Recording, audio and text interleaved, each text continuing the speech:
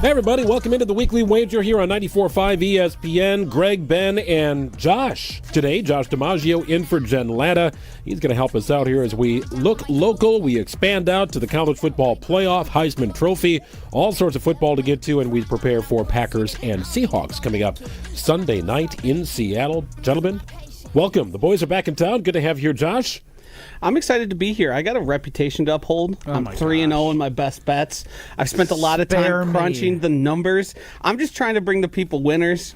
I'm not trying to be 50% like you, a loser on the year. I'm trying to give the people what they want. Yeah, I just it's so classic for Josh to come in here. I'm not gonna lie, I'm upset that he's 3-0 because I knew the first words out of his mouth were, "I'm 3-0. Ben's 7 for 7 or 7-7 right now." And I asked one of our teammates in the office. I was like, "Oh, Josh is in for Jen.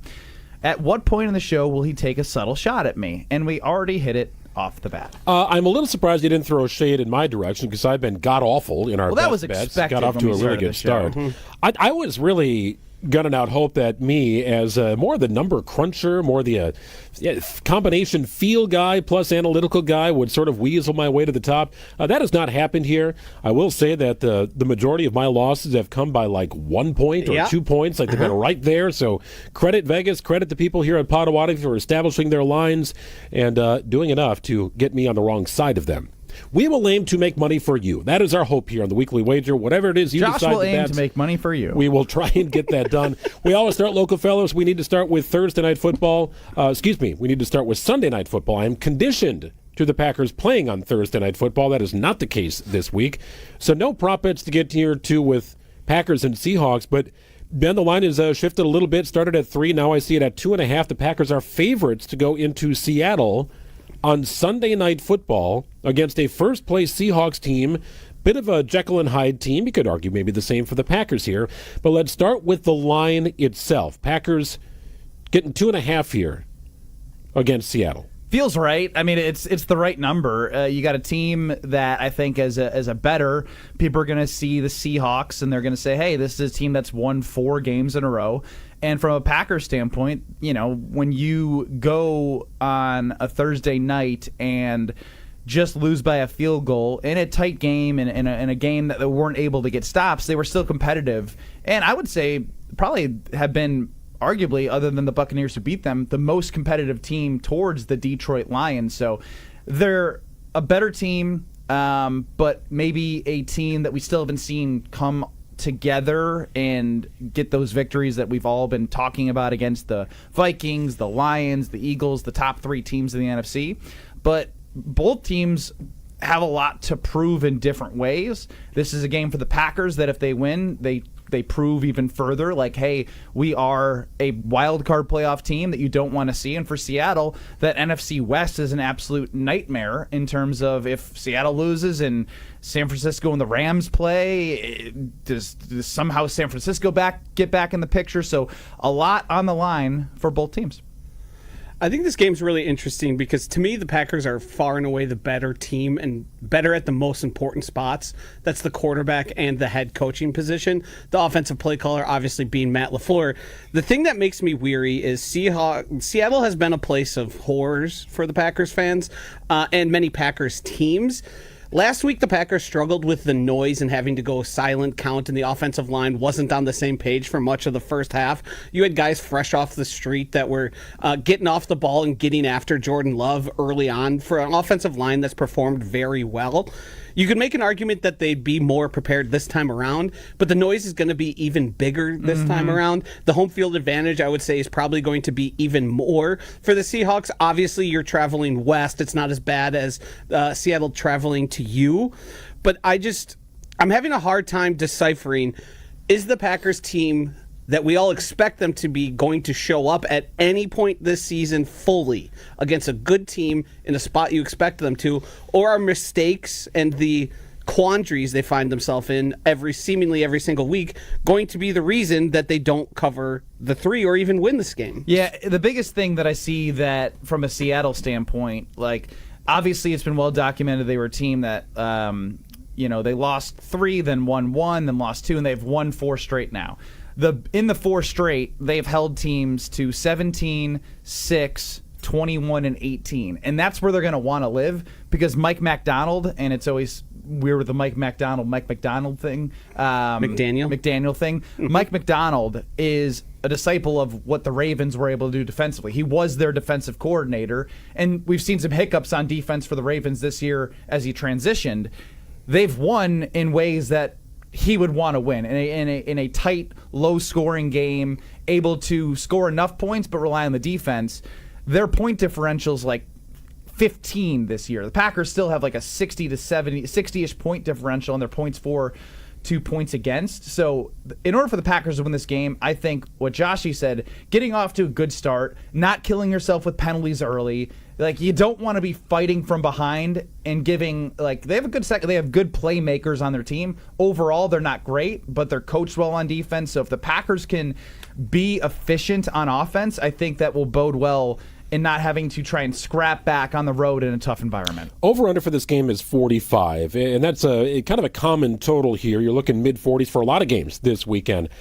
I like the total here. I think both teams can score some points. I did want to note the injury report suggests the Packers are the healthier team right now. So hot off the press, Jair Alexander, a full participant in practice. Now, you say that on Wednesday, and he could be limited tomorrow. Like, I just don't know what to expect out of this guy. I really don't. And it just seems like any given day, Jair Bakhtiari. The news could change with Jair Alexander. I look at a guy like Evan Williams, the rookie safety. He was limited. A ton of did not practices today for the Seattle Seahawks. That, again, will change likely tomorrow when they actually put the pads on. But I think both teams are looking for the same thing here, and that's a level of believability in the month of December. Okay, the Packers are a good team, right? They're in playoff position. They don't have a signature win. They got a couple of decent wins over decent teams that are in the hunt. Seattle's the same. Their signature win opportunities, they got blown out by the Bills. They got blown out by the Detroit Lions. Packers were at least close, I think, in those signature win opportunities. But neither has that win that you look at and say, wow, that is a team that is really starting to feel it. 4 wins in a row, great. All against teams that are struggling and not likely to be in the postseason, with the 49ers, the Jets, and 2 against the Cardinals. So the Packers are the best offense Seattle will see. Also the best running game that I think Seattle will see out of this stretch. I am still hesitant with this game because I am conditioned to believe that Seattle is a house of horrors for any team that goes into play. Whether it's Legion of Boom or whatever this iteration of the Seahawks is, that place can suffocate you. And especially on Sunday Night Football. That is my only worry here, Ben, is that if you don't get off to that hot start, if you can't pull the crowd out of it, now you're fighting an uphill battle in a place that is so difficult to climb that mountain. Yeah, I mean, I think the best chance that they have to do so is, obviously you can't predict when they get the ball first, but I think that first drive, if they can have a long, sustained drive, the Seattle Seahawks are a better pass defense, they are a run defense, and so if you can, again, credit to Matt LaFleur for wanting to get the ball to Josh Jacobs, and there's been a trend that I've been seeing in wins. Josh Jacobs has been getting 20-plus carries. And so if you can get off to a good start to establish that run, then that passing defense that Seattle's a little bit better at has to play a little bit higher up, and it opens up more opportunity for those wide receivers. So I think a long, sustained first drive to set the tone will be good in the long term for the overall game. Very interesting numbers here to look at here, Josh, when it comes to more of a broad view, look at the playoff caliber teams in the NFC and the AFC for that matter. But let's focus on the NFC for now. The Packers have a 98% chance of being a postseason team, and they can get in this weekend with some help. They need a tie in one game. They need a loss over here and a win. Regardless, even if they lose on Sunday night, their chances of qualifying for the postseason are at 96%. Do you think the division is out of reach? Very short answer. Yes or no? Yes. Okay. Would you ever consider taking a flyer bet? It looks like the Packers are well positioned to be a wild card team. I would argue the same for Minnesota. Look at these numbers. To qualify as a wild card team, the Packers are minus 10,000 today. The Vikings are minus 1,000 today. In other words, the belief is the Packers will not catch the Lions, probably not going to catch the Vikings. The belief is also, look into these numbers, that there is a chance, a decent chance, that the Vikings catch the Lions. Do any of those numbers stand out as attractive to you? It's a lot of money to win $100. But you look at what the numbers suggest, and they become interesting. Yeah, I don't. I think the Lions are just so clearly ahead of everybody else in the NFL, they would have to go down and have some sort of injury and bad luck that would lead them to that point. The Packers still have to face the Vikings, and I think the Vikings have as good of a chance. The Packers have as good of a chance in that game as any of them that they're going to play. This division to me is wrapped up. It's signed, sealed, and delivered. They're pricing in there a little bit of the factor that anything could happen. You do have to kind of account for things going wrong. But the Vikings, to me, and everyone saw what they did in their last game and was very impressed. Sam Darnold, 5 touchdowns. There's still pieces of me that think the right opponent in the right setting can beat them and make them kind of come back to earth. I'm still not a full believer. I think they're a playoff team and probably better than everyone thought for much of the year. But the Lions are just a team that have taken on tons of injuries and continue to win in such convincing fashion, and they do it multiple ways. I think the Lions are just head above everybody else in the NFL. So you're suggesting the Lions are going to win the division? Yes. Okay, Ben, I'll ask you the same question. If you're in that same boat, do you look at this Vikings minus 1,000 to be a wild card team and say, okay, that's making sense, or do you think the Vikings can eclipse Detroit? Absolutely not. It's not. Is that a sucker bet? It's not even a sucker bet. It's you look at and you say, all right, there's no value for me in laying $1,000 to win 100 because the likelihood of this team winning the division is not high, and especially with a tie break for Detroit right now with Minnesota, the biggest thing is what Joshy said. Like, this is a big week for the Bills and the Lions. I think that's a great matchup to see two teams. Like, the Bills gave up a ton of points. Are they going to be able to hold a high-scoring Detroit team in check after they just gave up, 40 plus? Wasn't at home, I don't believe. 44 against the Rams. Against the Rams, which obviously Puka Nacua went off, and having that offense with their 2 main wide receivers is a different team. But even if the Detroit Lions lose to the Buffalo Bills, I still don't see how they don't close the year as the division winner. Okay, but that being the case, like I said, it's minus 1,000 for the Vikings to win. You just kind of talked yourself into it. I'm not laying that kind of money, though. Yeah, if I were to go anywhere here, I would look at one of these NFC West teams. If you have doubts about the Seahawks, if you pick in the Packers to win, that gives you an advantage. You have plus 2,000 for Rams or Cardinals to win that division in the West there. I think you could find value elsewhere amongst that bet to kind of stay away from the minus 1,000. Minus 10,000 for the Packers to be a wild card team. That is the line right now. So everybody here at Potawatomi and odds makers across the country are suggesting the Packers are locked in as a wild card team. We're going to spin to Thursday Night Football, analyze some prop bets coming up on the other side. Of course, our best of the rest and best bets also coming up here. It's Potawatomi Sportsbook's weekly wager from the Potawatomi Sportsbook. We're back after this. More bets coming up. This is the Weekly Wager on 94.5 ESPN. It doesn't matter if it's your first betting slip ever or just the first one of the week. We've got your Potawatomi Sportsbook picks covered. Tune in Wednesdays to the Weekly Wager with Greg Matzik, Ben Brust, and Jen Latta. If someone gives you 10,000 to 1 on anything, you take it. The Weekly Wager, Wednesday nights at 6, right here on 94.5 ESPN, the Wisconsin On Demand app, and ESPN Milwaukee's YouTube channel. At Gruber Law Offices, we take great pride in helping those who have trusted us after a serious accident. Our team has the knowledge, resources, and experience to get you the results you deserve. Don't wait to get the help you need. Make the right call. Call Gruber Law Offices today. Proud partner of your Milwaukee Bucks. One call, that's all. The president of James Imaging Systems, Tom Tegeter. Over 45 years ago, my father, James Tegeter, founded our company on a cornerstone of quality, integrity, and service as the best way of connecting with clients. As I reflect on 2024, I'm grateful for the James Imaging Systems team. Thank you for your unwavering commitment to always connecting with clients and helping them thrive. To each long-term client, I extend my gratitude and thanks for your confidence and support. We look forward to remaining connected to you as your local business technology partner. I also appreciate our new 2024 clients for connecting with us. Welcome to the James Imaging Systems family. Looking forward to 2025, I believe if each of us embraces the power of connection, our local community will prosper. Merry Christmas, Happy New Year, and God bless America. James Imaging Systems, your local business technology partner. Elevate your game day gear or any outfit with official merchandise from the Milwaukee Bucks Pro Shop. From authentic jerseys to exclusive apparel and accessories, the Bucks Pro Shop has everything you need to showcase your fandom wherever you go.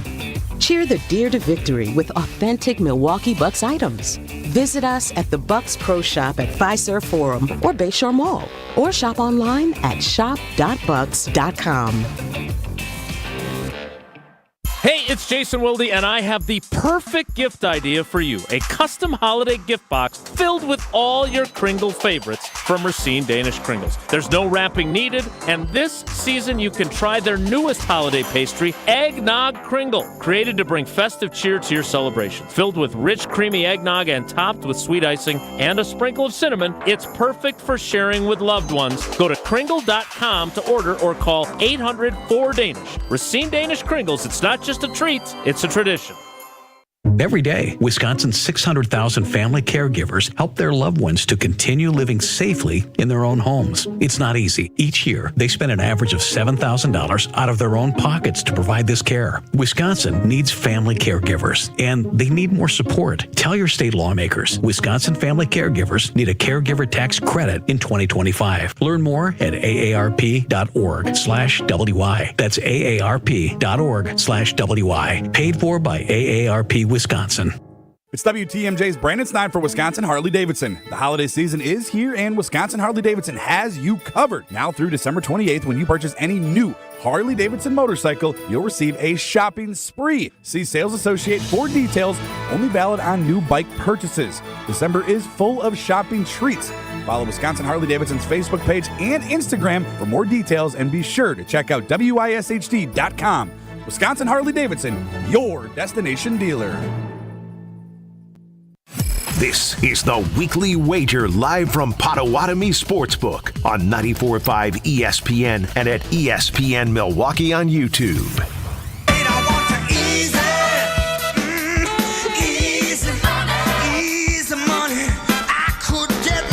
Greg Ben and Josh DiMaggio here. It's the Weekly Wager on 94.5 ESPN. Glad you're with us. 45 is the over-under. 45.5, we'll call it, for Packers and Seahawks Sunday Night Football in Seattle. Green Bay favored by 2.5, according to the line here at Potawatomi Sportsbook.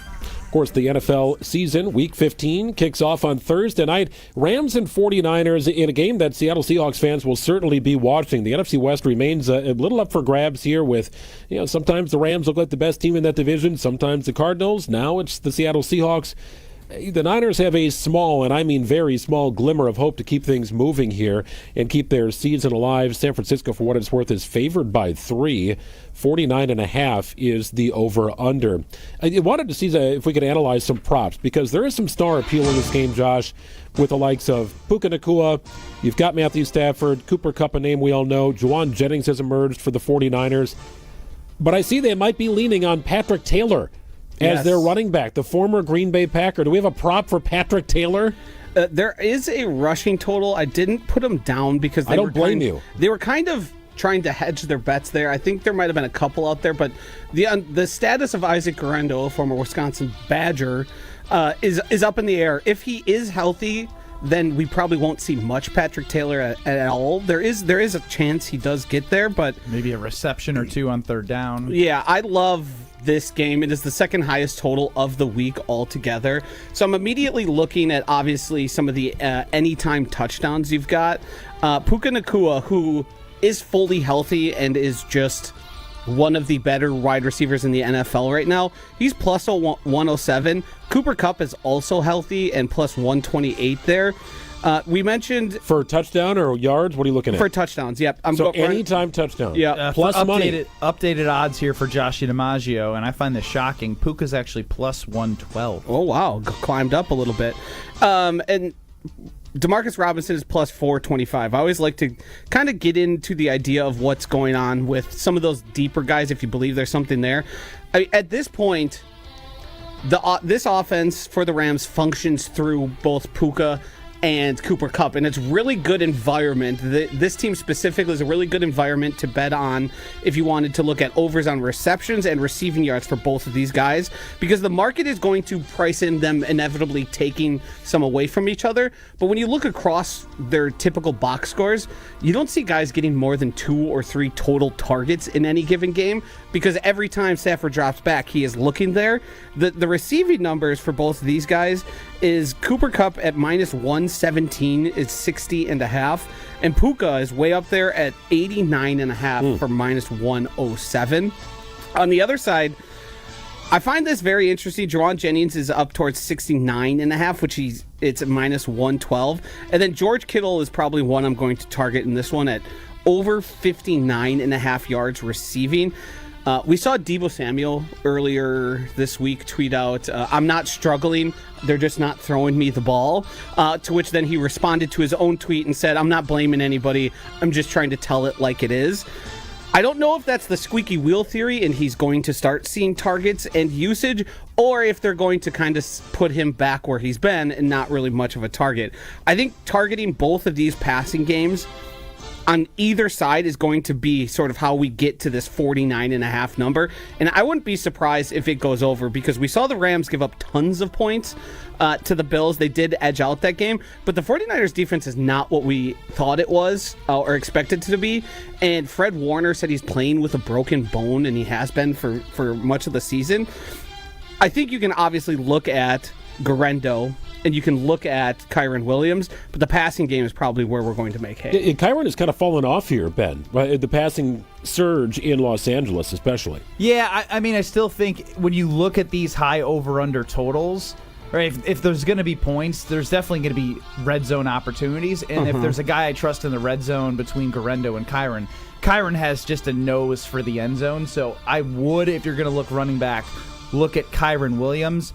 But like Josh, I think when I hear that Deebo stuff, whether Deebo's targeted a lot or not, he just hasn't shown to have that same explosion I think both Josh and I thought he would come back with this year. So I looked at George Kittle here for anytime touchdown at plus 150. I just think in a game where you're going to get a lot of points, you go to your safety valves, and right now Deebo's not a safety valve, right? Nope. Like, it's just like you go to the guys that are producing for you when you need to keep up with the game. And right now that has been Juwan Jennings, and that has been George Kittle. What is the anytime touchdown for Jennings and for Kittle? Because when the ball's going up and the ball's in the air, one of those two is catching it in the end zone. It is Kittle plus 150 currently and Juwan Jennings plus 160. For anytime touchdown. Anytime touchdown. Interesting. Jennings has been a bit of a revelation. He was a guy that hurt the Packers last year in the postseason. You certainly took note of him. And earlier this season, he had a 4-touchdown game. Just an insane, off-the-charts, one of the best fantasy games of the season, regardless of position. But that was when Brandon Ayuk was hurt for a minute, and Deebo Samuel was hurt for a minute, so he just sort of stepped into that bigger role. Well, now he is the best receiver on that team. Deebo healthy or not, he is the best receiver on that team. You could argue that he's better than Ayuk, who is out of course. But he is a guy that stands out to me. When Brock Purdy is looking deep, it's one of two guys. It's either Jennings or Kittle. There will be chunk plays to both of them. So I like the yardage totals. Really, for both of those guys, I would probably lean Jennings more so than I would Kittle. But I like Kittle's anytime touchdown number better. When it comes to Jennings, I think the unique thing that I've seen from him is when you mention Ayuk, he's sort of playing that same Ayuk role. I think a lot of times you'd see Ayuk run these routes that end up with him over the middle. And Ayuk is explosive and has separation, but if there's no separation for Juwan Jennings, I think he leads the league in contested catches with guys as close as possible to him. As you mentioned, Greg, he just gets it. And he's starting to really fill that role in which Ayuk played of, hey, if you got him in a slight little post over the middle, he comes down with it, and they run a lot of different actions, obviously, to create those opportunities. It's not like, hey, we're just dropping him back to pass. Shanahan's going to use motion. They're going to run the football and ultimately try and get you in spots where you can find him in that area. I think it's important to mention here, we spent a lot of time talking about these pass catchers. So when you target pass catchers and you feel good about where they're at, that means you have to look also at the passers. I think Brock Purdy, he has a total of, it's over under 249, which is somewhere near like even odds.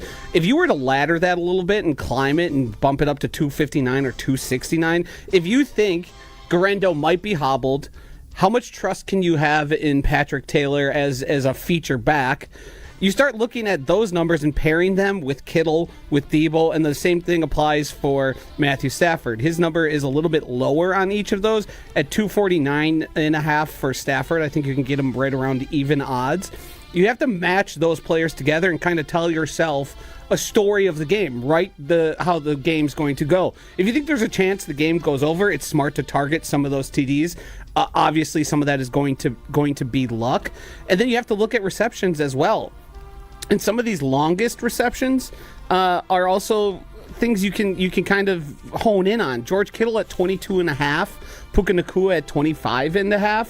Those are all things, if you're going to bet on one end of this, you might as well start joining it with other things and kind of make your combos work in a way that benefits you. So I like what you had said there, Josh, with the uncertainty at the running back position. I think something you can look at from Brock Purdy is not just pass yards, but looking at his pass and rushing yards, because he is a sneaky guy when it comes to picking his spots, and when he goes, he goes. Like, he is fast. I mean, there's been jokes about his 40 time with different guys on the team, but his first 10 yards were faster than I think Debo and others when it comes to his legs. So looking at either bumping Purdy's yards for plus money or looking at what his passing and rushing number would be, because I think it's going to have to be Purdy, right? And I think Guerrero's good. He's fast. He fits that system. They did a great job identifying him. But in a game against a divisional game, I don't know.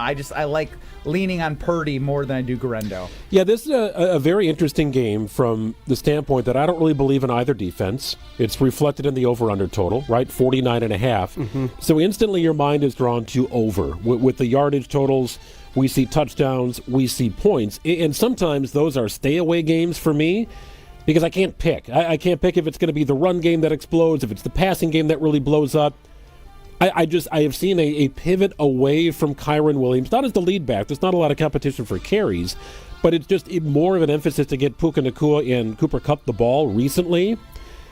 And I just don't think if it's Patrick Taylor starting, you're going to use him other than a compliment, right? To balance things out a little bit. He might pop one a little bit and maybe get a goal line score, but to say you're going to ride him like you would Christian McCaffrey to a win, right, I don't see that. So typically I kind of pivot away from games like this because there's so many weapons, but everything skews toward the passing game numbers for me on this one. Joshy, did you take a look at Purdy's game log I'm seeing here? Yeah. Do you see anything that stands out from our conversation in the last couple? So it seems to be, and this is in close games, which is one that has a 3-point spread, and in games that are predicted to be higher scoring, Brock Purdy typically does run a lot. I look here at the 20-17 game against the Seahawks from the 17th of November. He had 5 carries for 40 yards. Then we go up to the game against the Cowboys that was back in late October. It was 30-24, and Brock Purdy ran it 8 times for 56 yards.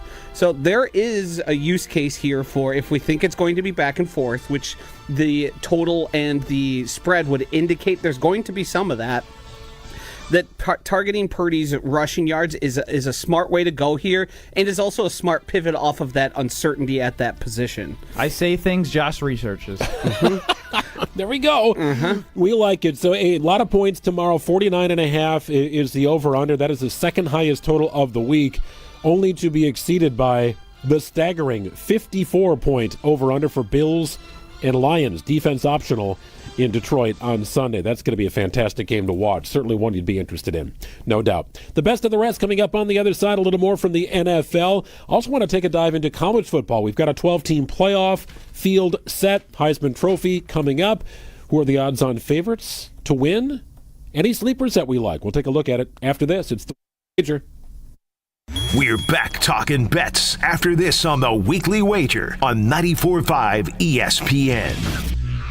Hey, it's ESPN Wisconsin's Brad Nortman. Better is right around the corner in 2025. Feeling better, that is. Getting rid of that joint pain once and for all. QC Kinetics is your solution to finally getting that joint pain relief that you are looking for. When I went to QC Kinetics, I found them to be incredibly accommodating, knowledgeable, and personal to be able to take what I was dealing with and put me on my own individualized plan to pain relief. So no matter what you're dealing with, shoulders, knees, hips, or back, it was back for me. The medical professionals at QC Kinetics are going to use all the tools in their tool belt to help give you that pain relief you've been looking for. So many things that allow you to feel your best for a brand new year. If you've been told surgery is your only or best option, you deserve a second opinion. Call QC Kinetics for your free consultation to live your best life in 2025. Call 414-285-3474. That's 414-285-3474. 414-285-3474. Are you looking for reliable transportation this holiday season? I've got you covered. It's Jen Latta from ESPN Milwaukee, and with holiday parties, family gatherings, and year-end events on the horizon, I trust AccuTrans Group to handle all of my private transportation needs. Whether it's a corporate function or festive celebration, AccuTrans gets me there safely and on time. As a veteran-owned business, they pride themselves on top-notch service that you can count on. Booking is easy, stress-free, and reliable. Just visit AccuTransGroup.com to reserve your holiday ride today. That's AccuTransGroup.com. It started with a prediction. Gonna go out there and play basketball and win. And how many games? 6. It became the culture. Chance of Bucks in 6. Being a Bucks fan means you live and breathe Bucks in 6. Brandon Jennings created the prophecy. Tune into Behind the Bucks, the story of Brandon Jennings on the Bucks Plus audio network. Behind the Bucks is presented by Gallagher, your trusted insurance broker and HR and benefits consultant. Available now on bucks.com/plus, the Bucks app, and streaming wherever you get your podcasts. That's for the culture. At Cousin Subs, the bigger your smile, the better we feel. That's why our menu features something for everyone, like our Wisconsin cheese curds, golden fries, creamy shakes, and mac and cheese, all paired with your favorite sub, or our subs in a bowl. And don't forget our kids' meals, now with a free cookie. Here's to a better day. Cousin Subs. We believe in better. Hey, this is the Fat Jack. It is bowl season. Are you ready to make some money? Get our bowl analysis sheet. It's a predicted final score on every single bowl game this year, included in all packages that go at least to the national championship game. Go to fatjacksports.com, and for less than $100 a week, build profit betting on sports. Basketball wins again last week. Soccer is having a huge year, and football is going to have a huge bowl season. Go to fatjacksports.com, sign up today, and win heading into 2025 at fatjacksports.com.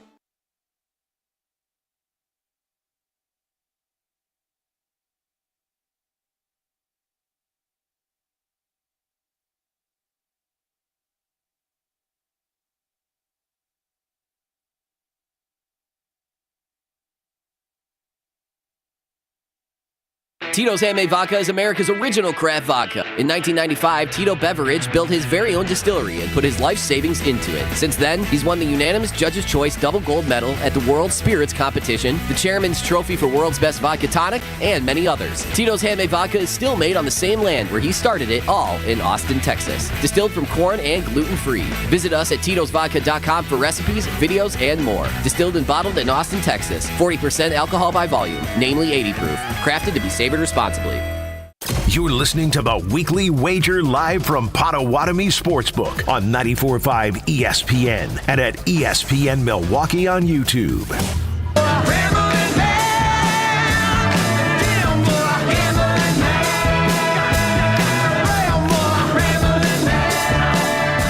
Welcome back in. It's the Weekly Wager on 94.5 ESPN. Greg Matzik, Ben Brust, Josh DiMaggio in for Jen Latta today as we hurtle toward Thursday night football, Heisman Trophy weekend, college football playoffs, the Emirates Cup in the NBA. Of course, the Bucs will take on an opponent to be determined in Las Vegas.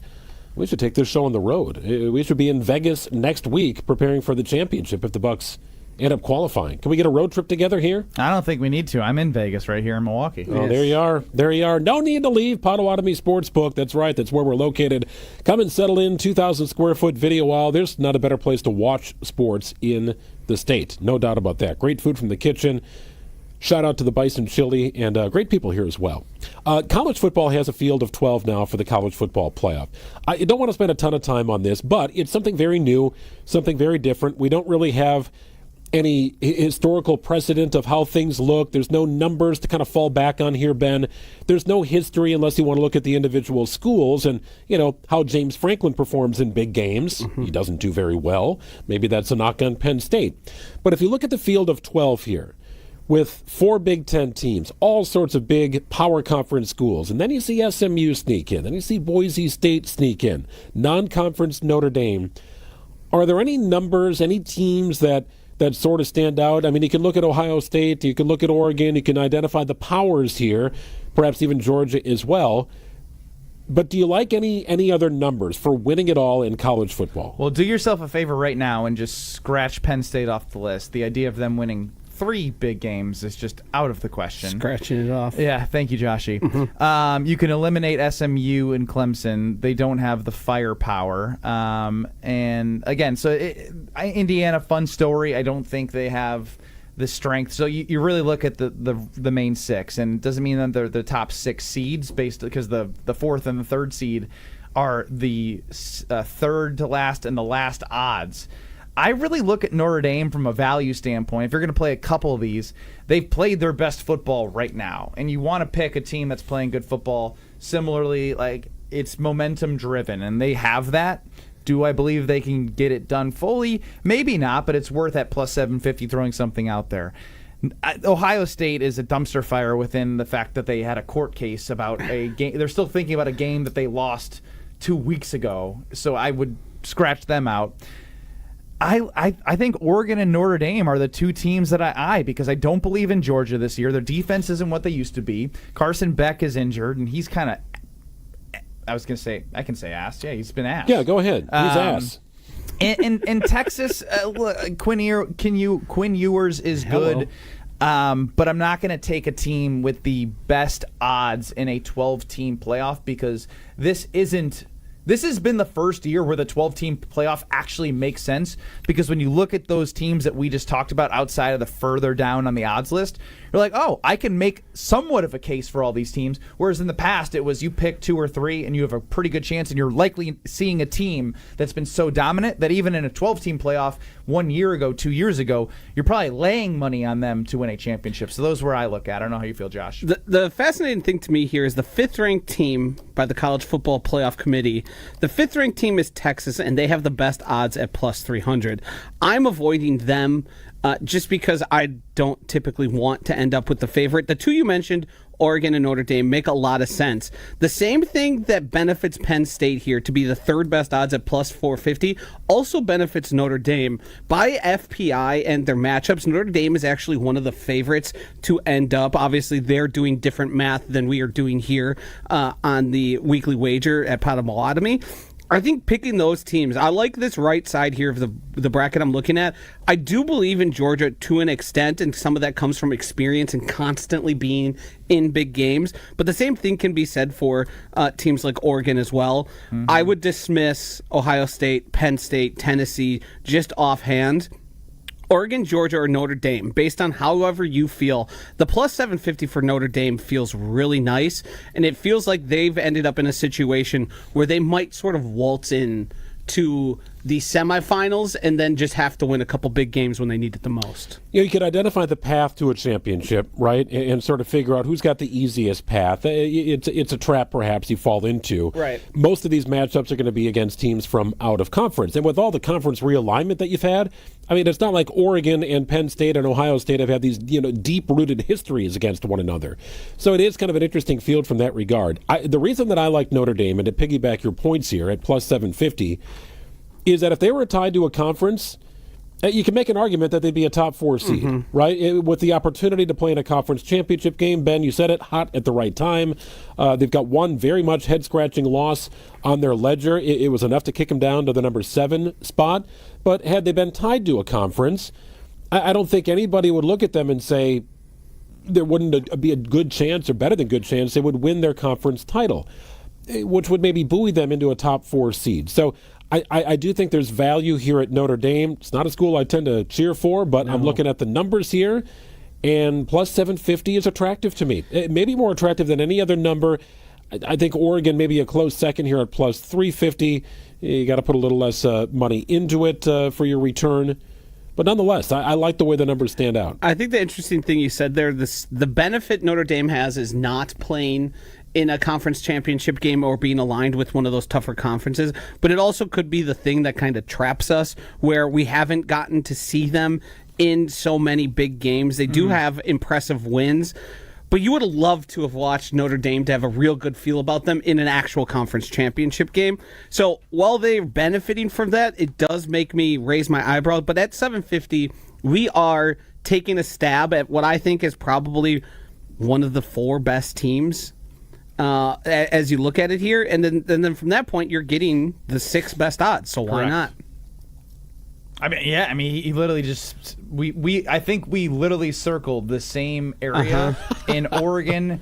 What we talked about with Notre Dame, and again in the 12-team playoff, I just can't get behind betting the favorite in the first year where I feel like there's parity amongst it. I agree. It's so level playoff at those top 2 programs. So here's what we got to do. So these numbers, I'm going to hang on to this sheet. I'll be very interested to see what happens to these numbers as you get through one round of the playoffs, right? Because now everybody will have a playoff win under their belt that is advancing. So how do those numbers shift when the field is reduced? And does Indiana all of a sudden become more believable? Okay, maybe they are for real. They knock off a big dog. I'll be very curious to see it. If they don't have a path against another Big Ten standout like at Ohio State or in Oregon, who knows, right? It'll be curious to see what happens to these numbers. Real quick on the Heisman Trophy, Travis Hunter, the receiver/defensive back from Colorado, the overwhelming favorite to win. He is minus 3,335 at Potawatomi Sportsbook to win the Heisman Trophy. Ashton Genty, the running back from Boise State, is next up on the list at plus 600. Dylan Gabriel and Cameron Ward may not even show up for the proceedings. Who knows? Do you take a flyer here that Genty can do something?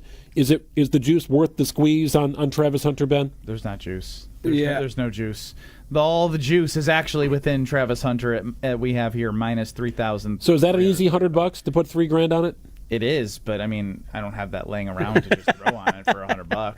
That is for the big wigs, like the guy who bet $3 million to win like $100,000 on the Eagles and who did they play last? The Panthers game.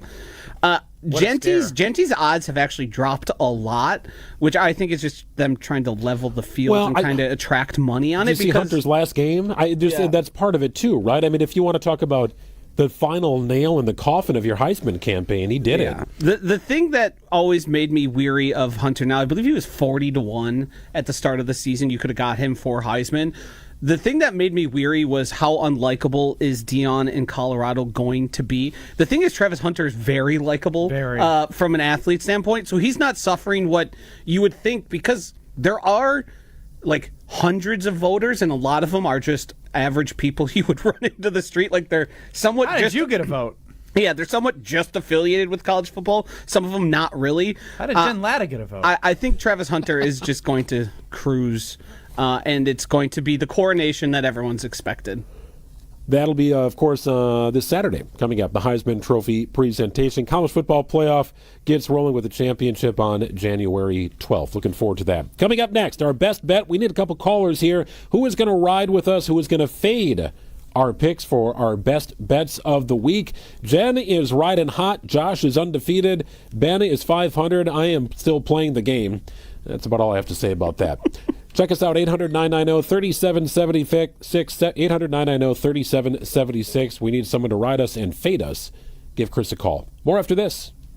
More bets coming up. This is the Weekly Wager on 94.5 ESPN.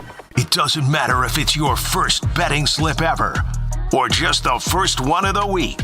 We've got your Potawatomi Sportsbook picks covered. Tune in Wednesdays to the Weekly Wager with Greg Matzik, Ben Brust, and Jen Latta. If someone gives you 10,000 to 1 on anything, you take it. The Weekly Wager, Wednesday nights at 6, right here on 94.5 ESPN, the Wisconsin On Demand app, and ESPN Milwaukee's YouTube channel.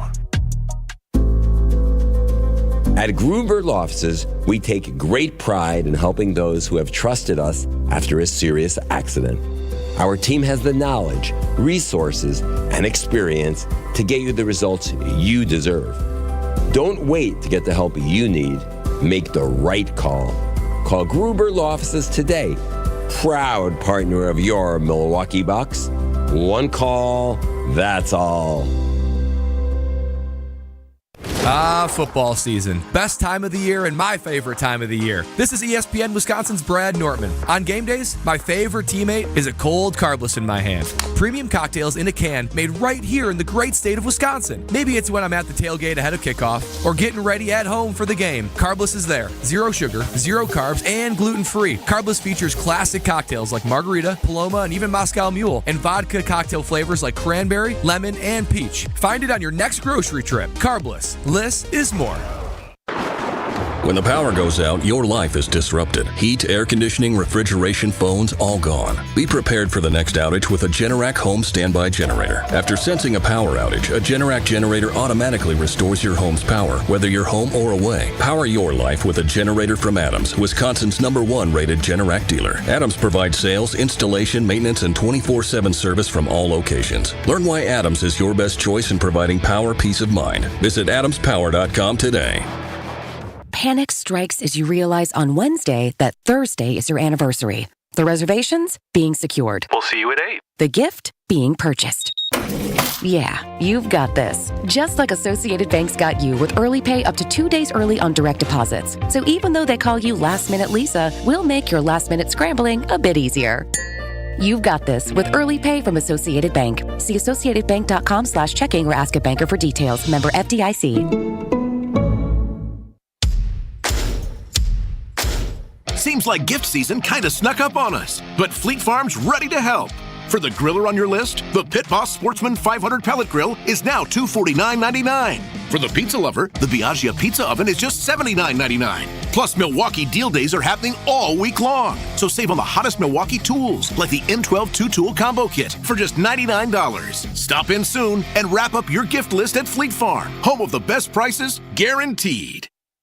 Hey, it's Gabe Neitzel from ESPN Milwaukee's Jen, Gabe, and Chewy. You know how much I love and trust X Golf with my golf game. Whether we're talking about Brookfield or Mequon, the state-of-the-art simulators, the custom golf clubs they can build, the lessons you can get from their PGA pros. Secretly, one of my favorite things is after my round. In fact, most Fridays, you can find me in Brookfield at the bar enjoying a nice cold drink, maybe having some of the food that they have from their incredible menu. This can happen for you too. Go to xgolfbrookfield.com or xgolfmequon.com to book your tee time today.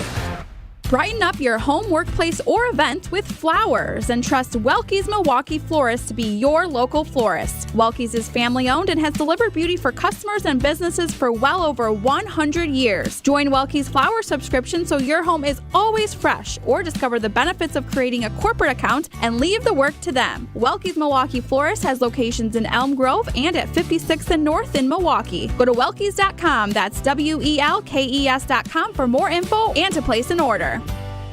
You're listening to the Weekly Wager live from Potawatomi Sportsbook on 94.5 ESPN and at ESPN Milwaukee on YouTube. We were beating the odds, we were beating the odds, we were beating the odds again. We were gambling with the soul, we were playing to win, we were beating the odds again. For Bill Belichick to take the reins at the University of North Carolina to lead their football program. Wish I would have before the show had started and before he made his decision. Bill Belichick back to the college ranks, maybe to set up his son for a run at coaching a college football team. Kind of feels like the whole Dick Bennett to Washington State thing to me. But anybody wondering about Bill Belichick's ability to recruit, just check out the pictures of his girlfriend. It's the Weekly Wager here on 94.5 ESPN. Ben Brust, Josh DiMaggio in for Jen Latta, Greg Matzik closing out the program here with our best bets. We analyze the week of the NFL. We can go under, we can go over, we can go with the spread or against it. We size up the week in the NFL. I'm not sure exactly who should go first. I feel like Josh is the only undefeated member of the panel here. Well, he's our guest. Although he also has the fewest wins, if you want to look at it that way. But Josh, I'm feeling generous about the whole thing, so we're going to let you start. Ben, you will go second. I will bring up the rear because I suck. I am awful at this. There are 4 games I have circled here. And the one I like is the most is the one that Ben has already mentioned. I don't know if I want to take it out from underneath him and try and make him fight back. Don't worry. All right, I like the Pittsburgh Steelers +5 against the Philadelphia Eagles. The Pittsburgh Steelers, I think the market is still underweight with how good that team is. They all have the ability to be explosive, and if you get into a rock fight with them, they are going to bring you down to the wire. I don't think the Steelers necessarily win this game, but does it finish within a field goal or less? I would say almost certainly. The total's 42.5, so you're not baking in a lot of room there on either side. Steelers can score when they need to, and they can hold you down when they need to as well. I like the Steelers +5 against one of the better teams in all the NFL, the Philadelphia Eagles. Did you see A.J. Brown? He's not happy with his scenario. Brandon Graham said those two need to figure out. They have 1 and 11, got to figure it out. One's trying, but 11's not. They have personal issues.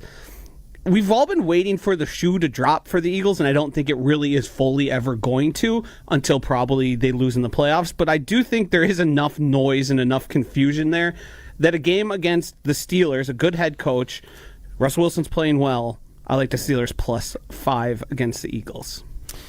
I'm looking at two different totals, and I won in a rock fight total last week, and I just think this one's not a rock fight, but it's still a little too high for my likings for these two teams. I'm going to go under 46 in the New England Patriots-Arizona Cardinals game. The Patriots, when Drake May has been good, it's because his team is coming from behind and he's he's able to find some rhythm passing the football. And Arizona is not they're not good on offense. They're just not. All Kyler Murray can do is simply throw the ball over the middle to Trey McBride. That is the only thing he can. Obviously, he's electric with his legs, but he's ultimately been held in check of not having these games where you're going to the tape and be like, oh my, Kyler Murray did what to this team? They haven't figured it out offensively. Patriots defense isn't great. But for this total, it's two offenses I just don't trust to get points. I can definitely see this being an ugly under 46. I am stuck, as I usually am here. When I get to this point of the season where I'm just trying to eke out a win, I second-guess myself everywhere. When do you start doing the opposite to help yourself? I haven't reached that point yet, because I'm still trying to apply some logic to the whole situation, though it is getting a little more challenging to do. I was once attracted to this giant line of +16 for the Giants. Then I'm trying to figure out a path to points for the New York Giants, and I can't come up with it. I can't see how this isn't like a 30-10 game. Never mind. Exactly, right? Well, at least they got the defense to lean on. Oh, that's right. No, they don't. Xavier McKinney now plays for the Packers. So in that game, I kind of skew away from. Then I start to look at the teams that really have a lot to play for against teams that maybe don't have as much to play for. And if you're looking through the list and trying to figure that out, well, that ain't easy to find either, right? So I am going with this. I am going with the Chargers -3, 3-point favorites over the Tampa Bay Buccaneers. I think the Bills, I don't know if it was a trap game for them. I think the Rams are good enough of a team where you can't fall into that trap, but the Bills have Detroit this week. So maybe, yes, last week was a little more about flying from Buffalo all the way out to Los Angeles to play a football game. Well, here's Tampa Bay going out to Los Angeles to play a football game. It's one of the longest travel days you can imagine for that team. You love yourself a long travel day. Well, I pay attention to those lines because I think they are somewhat skewed.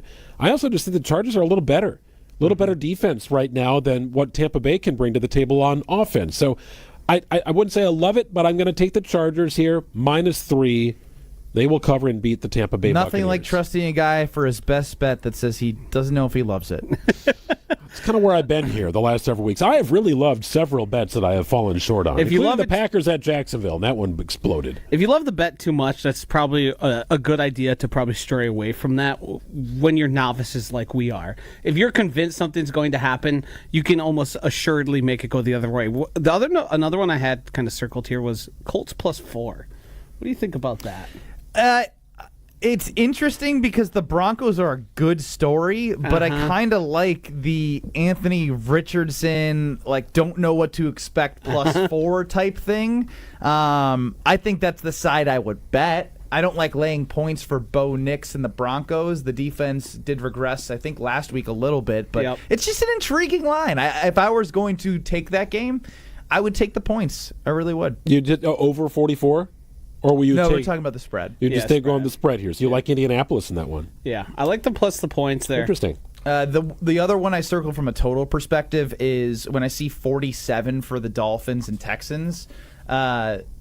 I just think the Dolphins have found a little bit of rhythm, and the fact that they would be playing indoors against the Texans with Nico Collins back, Joe Mixon is a hoss. I could see that going over 47. That was my backup. An over from you. Yeah, an over from me. Wow. But an under 46 in the Patriots-Cardinals game feels so on brand for a Ben Brust best bet. There's only a handful of teams that have been mathematically eliminated from the postseason. They include the 3-win Jets, the 3-win New England Patriots, the 3-win Cleveland Browns, the 3-win Jacksonville Jaguars, the 3-win Tennessee Titans, the 2-win Raiders, the 2-win New York Giants.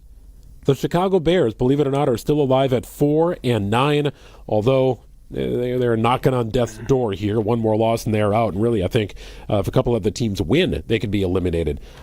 Somehow the Carolina Panthers have not been eliminated, and they are 3-10. So mathematically, yeah, most teams are still sort of in it, and just about every team in the NFC with the exception of the Giants. Did we get one from Jen? I did not get one from Jen. I don't know if she sent one in. That just voids her entirely from the competition, doesn't it? No, she's 11-3 or 12-3. She should have to put a bet in there. You think you're going to catch her? You can't. I mean, she's not a part of ours for the contest, but we definitely need something for coming up here. I agree. We will stay on her for that for purposes of our social media graphic. But if you're going to ride or fade us, it's 800-990-3776. Hop on board or get off the bus here with Ben, Josh, and myself. We are out of time here from Potawatomi Sportsbook. Thanks for hanging out with us. Thanks to Chris Larson for producing the program. Enjoy being here each and every week. The analysis is up next here on ESPN Wisconsin. Give the gift of game this holiday season and spread the joy with a Milwaukee Bucks gift card. A guarantee